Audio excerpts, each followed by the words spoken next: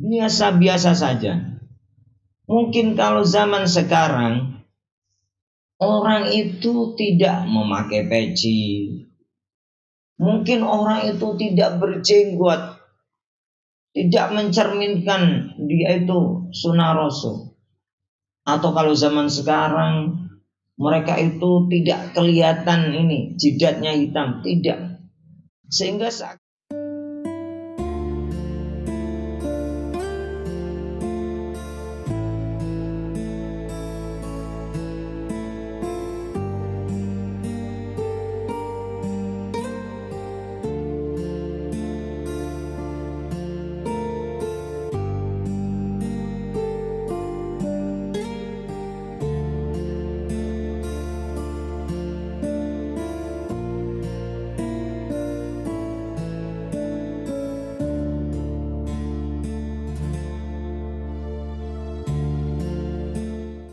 Assalamualaikum warahmatullahi wabarakatuh.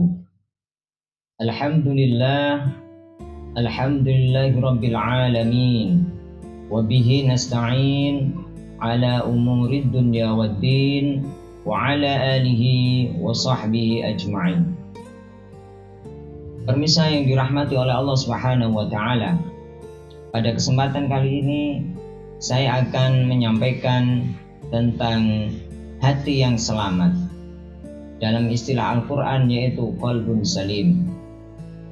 Allah Subhanahu wa ta'ala berfirman di dalam surah Asy-Syu'ara ayat 87 sampai dengan ayat 88. A'udzu billahi minasyaitonir rajim.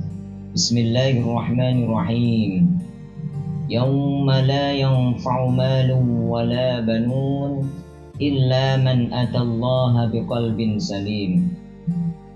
Besok di hari kiamat, di mana tidak berguna, tidak bermanfaat yang namanya harta dan anak keturunan, illa man atallaha biqalbin salim, kecuali orang itu datang menghadap Allah Subhanahu wa taala dengan membawa hati yang selamat.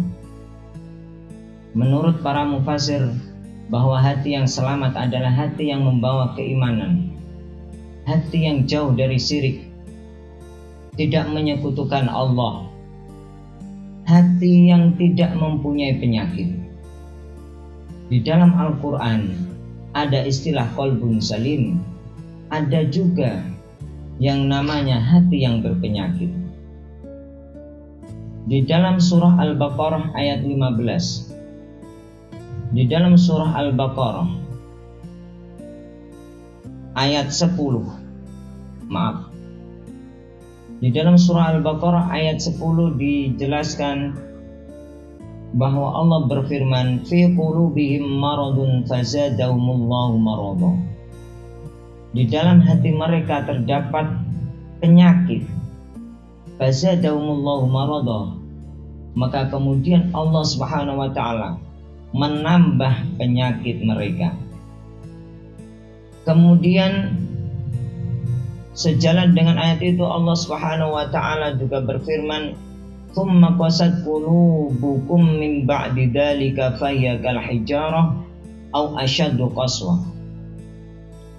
Allah mengeraskan hati mereka sebagaimana hati tersebut keras seperti batu atau bahkan lebih keras dari batu.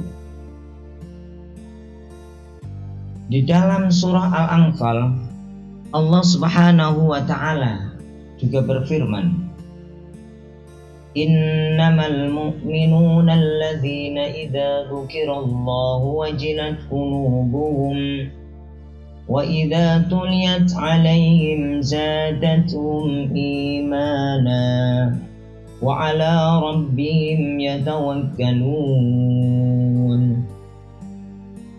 Jika tadi hati yang keras seperti batu, bahkan lebih keras, batu yang keras saja itu bisa dilewati oleh air, tetapi ini hati yang lebih keras daripada batu. Artinya hati ini tidak bisa ditembus oleh air. hati yang tidak bisa menerima kebenaran sedikit pun.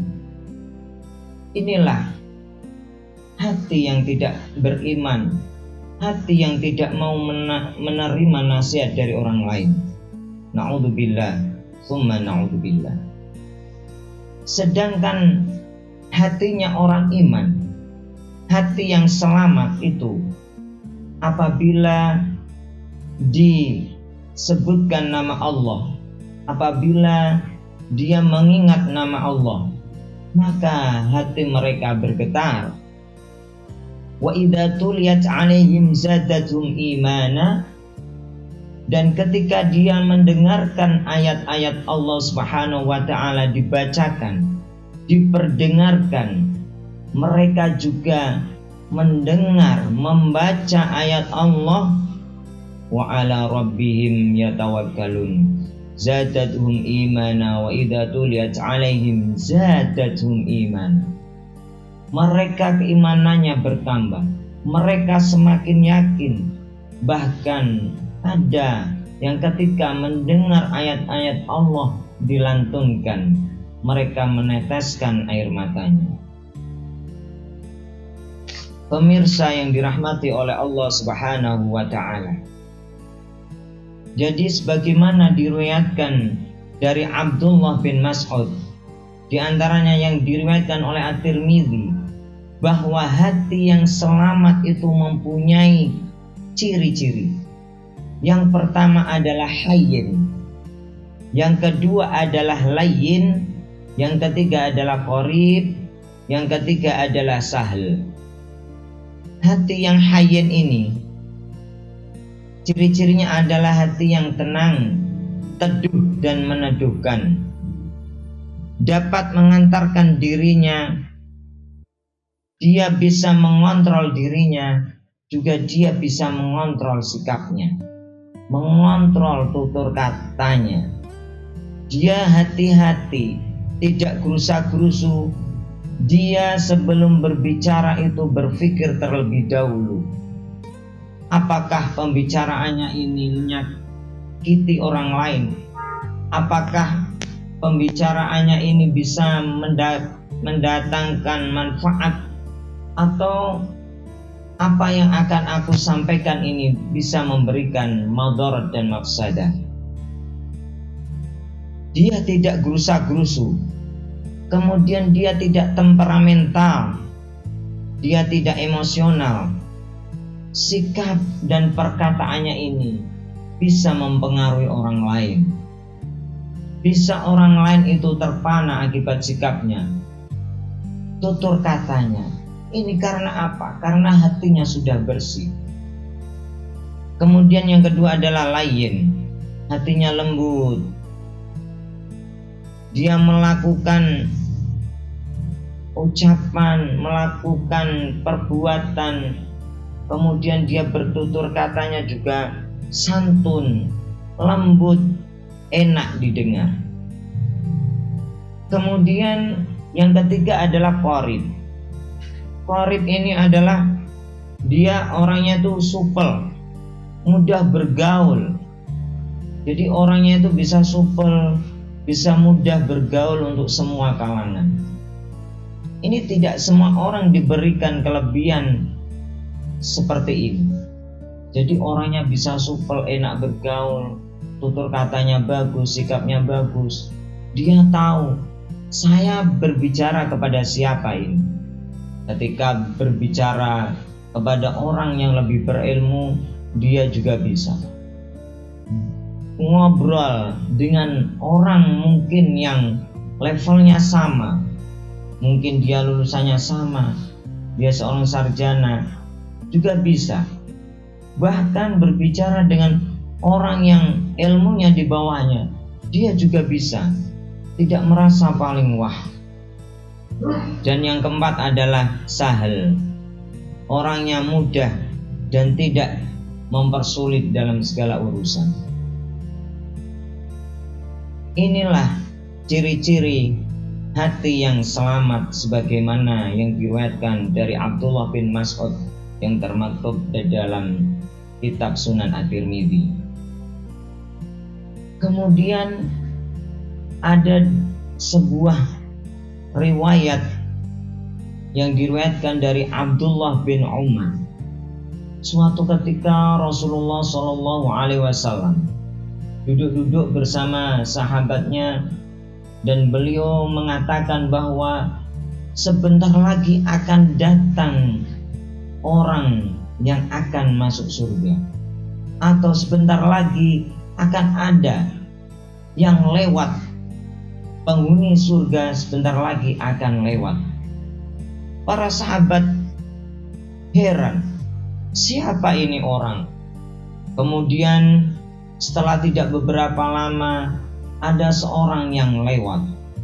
Kemudian Abdullah bin Umar ini penasaran. Orang yang secara lahiriah ini penampilannya sangat sederhana sekali, biasa-biasa saja. Mungkin kalau zaman sekarang orang itu tidak memakai peci, mungkin orang itu tidak berjenggot, tidak mencerminkan dia itu sunnah Rasul. Atau kalau zaman sekarang mereka itu tidak kelihatan ini jidatnya hitam, tidak, sehingga seakan-akan tidak kriteria itu orang yang ahli sujud, orang yang ahli puasa, juga bukan orang yang dermawan. Kemudian Abdullah bin Umar ini penasaran. Dia mengikuti sahabat tersebut sampai rumahnya. Dia ingin meneliti apa sih amalan sahabat ini, sehingga kok dia bisa termasuk golongan orang yang ahli surga. Kemudian setelah sampai rumah sahabat tersebut, Abdullah bin Umar permisi, mengucapkan salam, Assalamualaikum. Waalaikumsalam. Kenapa engkau Abdullah bin Umar? Maaf saudaraku, apakah saya boleh menginap di rumahmu beberapa hari? Boleh, silahkan. Kemudian Abdullah bin Umar menginap di rumahnya dari mulai tidur, kemudian sampai pagi, sampai seharian lagi. Jadi di malam hari Abdullah bin Umar juga menyaksikan apa amalan sahabat tadi. Ternyata amalannya ya biasa-biasa saja. Kalau dia bangun malam ya bangun malam, tapi tidak banyak sholat yang dia lakukan. Baca Qur'annya juga biasa-biasa saja. Jadi tidak terus kemudian sholat malamnya menghatamkan beberapa juz, juga tidak. Kemudian sholat sunnah, sholat subuh, kemudian setelah subuh, kemudian siangnya, juga menurut Abdullah bin Umar jauh dari apa yang dia pikirkan.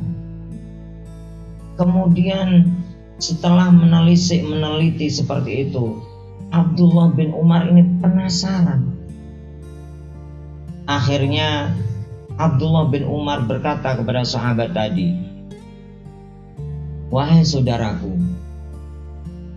kalau saya amati setelah beberapa malam ini, amalanmu biasa-biasa saja, tidak begitu wah sebagaimana sahabat-sahabat Nabi yang telah amalkan. Apa sih selain amalan-amalan yang sederhana ini, engkau mengamalkan apa? Apa rahasianya? Kemudian sahabat tadi menjawab, ma huwa illa ma ra'aita ghaira anni la ajidu fi nafsi ala ahadin minal muslimin ghisyan wala ahsadahu. Ya beginilah amalan saya, sebagaimana yang telah engkau lihat. Saya biasa-biasa saja. Tetapi wahai saudaraku, saya tidak pernah menipu sesama manusia. Saya tidak pernah, sama sekali tidak pernah saya ini menipu, mendustai saudaraku. Sesama manusia, sesama saudara, saya tidak pernah berdusta. Kemudian yang kedua, wala ahsadahu. Kemudian saya juga tidak pernah mempunyai rasa dengki, rasa iri kepada sesama. Inilah saudaraku. Jadi pemirsa yang dirahmati oleh Allah Subhanahu wa taala. Qalbun salim yang pertama adalah memiliki keimanan. Keimanan yang lurus, tidak mensekutukan Allah Subhanahu wa taala. Sebagaimana semua muslim yang sudah mengikrarkan, sudah bersyahadat, asyhadu an la ilaha illallah. Aku bersaksi bahwa tidak ada Tuhan yang patut aku sembah kecuali Allah Subhanahu wa taala. Kalau kalimat ini sudah merasuk di dalam hati, sudah membekas, inilah modal yang pertama, bahwa dia tidak mensekutukan Allah Subhanahu wa taala. Dan yang kedua adalah tidak mempunyai rasa iri, rasa dengki terhadap sesama. Dengki itu apa? Dengki itu adalah tidak senang melihat saudaranya itu mendapat kenikmatan. Dia ingin sekali kenikmatan yang didapatkan oleh saudaranya itu menempel pada dirinya, sehingga dia tidak ridha akan apa yang telah ditetapkan oleh Allah Subhanahu wa taala.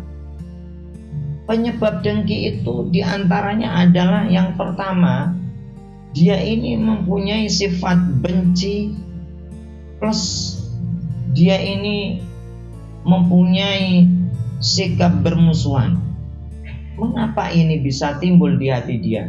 Yang pertama, karena dia ini pernah disakiti, dia pernah difitnah, salah satu haknya dilanggar, sehingga ketika orang yang lain itu mendapatkan kenikmatan, maka dia ini tidak terima, dia benci, dia ingin bermusuhan. Yang kedua adalah di dalam hatinya ini ada naluri untuk selalu punya sifat dia ini ada naluri bahwa dirinya ini loh yang lebih menonjol dari orang lain. Ya Allah, pokoknya dia tidak mau direndahkan, tidak mau diremehkan. Kalau ada orang lain yang lebih derajatnya atau kenikmatannya atau keberuntungannya lebih dari dia, kekayaannya, kesuksesannya ada yang di atas dia, dia tidak mau kalah. Nah, ini bahaya sekali. Kemudian dia juga ini sudah memang watak. Kalau watuk atau batuk itu mudah untuk diobati, tetapi kalau watak ini sulit sekali untuk diobati. Nah, kemudian apa sih solusinya supaya kita ini mendapatkan hati yang selamat, qalbun salim, betul-betul hati yang ikhlas karena Allah dalam beribadah, mempunyai keimanan kepada Allah Subhanahu wa taala dengan mantap. Kemudian hati yang tidak mempunyai rasa hasud, maka diantaranya adalah mari perbanyak mengingat Allah Subhanahu wa taala. Zikrullah. Ada juga para ulama menyimpulkan bahwa obat hati diantaranya adalah membaca Al-Quran. Meskipun satu ayat, tetapi diingat-ingat, diangen-angen, disertai dengan maknanya. Maca Quran sak maknane. Yang kedua, sholat malam. Melaksanakan sholat malam di sepertiga malam terakhir. Kemudian juga melaksanakan berkumpul dengan orang-orang yang soleh. Semakin dia senang dan hobi berkumpul dengan orang-orang soleh, mendengarkan majelis-majelis taklim, duduk bersama para kiai, para ustadz, insya Allah dengan duduknya itu dia akan mendapatkan nasihat-nasihat dari para kiai dan para ustadz tadi, sehingga hatinya nanti akan menjadi lembut. Dia akan melihat para ustadz, para kiai yang senantiasa mengeluarkan aura-aura yang luar biasa, aura-aura yang positif. Para kiainya, para habaibnya, para ustadznya mudah senyum, ustadznya mencontohkan tentang kedermawanan dan sebagainya. Maka secara tidak langsung apa yang ia lihat akan dilakukan dia. Kemudian selanjutnya, supaya hati ini selamat, supaya hati ini bisa terobati adalah melaksanakan puasa. Dengan berpuasa ini, insya Allah hatinya juga akan diberikan futuh, dibuka oleh Allah Subhanahu wa Ta'ala. Dan yang kelima adalah zikir malam yang lama. Contoh zikir la ilaha illallah, la ilaha illallah. Dia mengasah, mencarger lagi supaya keimanannya ini bertambah, sebagaimana yang disabdakan oleh baginda Nabi besar Muhammad sallallahu alaihi wasallam, jaddidu imanakum biqauli la ilaha illallah.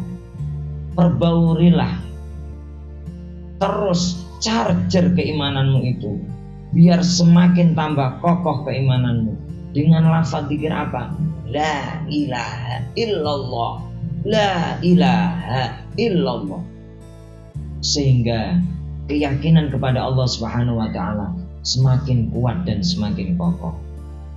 Kemudian dia juga beristighfar, merenungi satu hari ini apa yang telah dia lakukan. Maka inilah pemirsa yang bisa saya sampaikan. Semoga kita termasuk orang-orang iman yang mempunyai hati yang selamat, hati yang tidak berpenyakit, hati yang tidak mempunyai rasa dengki, hati yang tidak mempunyai rasa sombong, sehingga hati ini bisa menerima nasihat-nasihat, bisa menerima masukan-masukan yang diberikan oleh orang lain, sahabat-sahabat terdekat, para kiai dan para ulama, sehingga kita bisa selamat. Kita juga tidak sombong kepada sesama. Kita ada satu resep lagi pemirsa, supaya kita terhindar dari sikap hasud. Apa? Bayangkan pemirsa, kalau kita memandikan mayat, kalau kita hanya sendiri, itu kita rasanya berat. Tetapi kalau kita dibantu, ada beberapa orang yang membantu kita memandikan mayat, kita akan senang, akan gembira. Nah, seperti itu pemirsa. Di dalam kehidupan ini, kalau kita ini contohnya, maaf, kalau kita menjadi seorang dai, ada kemudian ustadz lagi yang menjadi dai yang terkenal lagi, lebih dari kita. Kita beruntung, sebagaimana kita memandikan mayat tadi, kita merasa dibantu. Oh, alhamdulillah, saya sudah ada yang membantu. Jadi tidak sekedar pribadi person ini yang ingin menonjol, yang ingin membenahi umat. Tidak mungkin. Sebagaimana mungkin ustadz ini berada di kota Semarang, kalau beliau saja yang menjadi mubalik di kota Semarang ini, dia tidak akan ada waktu untuk keluarga. Tetapi kalau ada ustadz-ustadz lain yang tampil, ini alhamdulillah, dia juga bisa mewakilkan. Kalau dia berhalangan, dia bisa mengabari ustadz yang lain supaya bisa menggantikan pengajian, sehingga ini bermanfaat. Demikian pemirsa yang bisa saya sampaikan. Wallahul muwaffiq ila aqwamit thoriq. Assalamualaikum warahmatullahi wabarakatuh.